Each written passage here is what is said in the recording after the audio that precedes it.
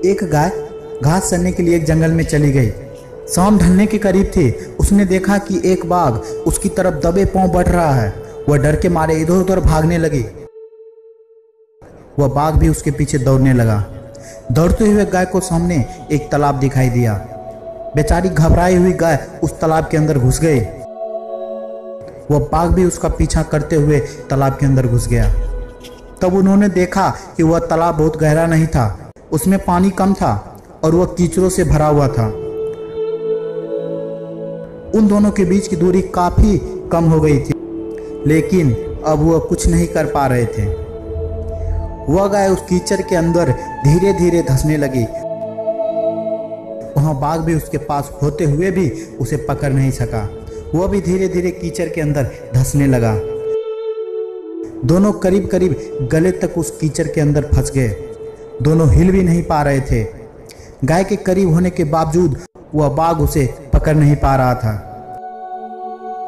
थोड़ी देर के बाद गाय ने उस बाघ से पूछा, क्या तुम्हारा कोई गुरु या मालिक है? बाघ ने गुर्राते हुए कहा, मैं तो जंगल का राजा हूँ, मेरा कोई मालिक नहीं, मैं खुद ही जंगल का मालिक हूँ। गाय ने कहा, लेकिन तुम्हारे उस शक्ति का यहाँ पर क्या उपयोग है? तब उस बाघ ने कहा, तुम भी तो फंस गई हो और मरने के करीब हो, तुम्हारी भी तो हालत मेरी जैसी है। तब गाय ने मुस्कुराते हुए कहा, बिल्कुल नहीं, मेरा मालिक जब शाम को घर आएगा और मुझे वहाँ पे नहीं पाएगा तो वह ढूंढते हुए यहाँ जरूर आएगा और मुझे इस कीचड़ से निकालकर अपने घर ले जाएगा। तुम्हें कौन ले जाएगा?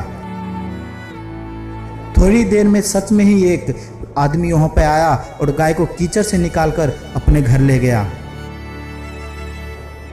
जाते समय गाय और उसका मालिक दोनों एक दूसरे की तरफ कृतज्ञतापूर्वक देख रहे थे।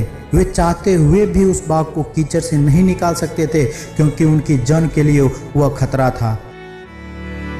गाय समर्पित हृदय का प्रतीक है, बाघ अहंकारी मन है और मालिक परमात्मा का प्रतीक है। कीचड़ यह संसार है और यह संघर्ष अस्तित्व की लड़ाई है। किसी पर निर्भर ना होना अच्छी बात है, लेकिन उसकी अति नहीं होनी चाहिए।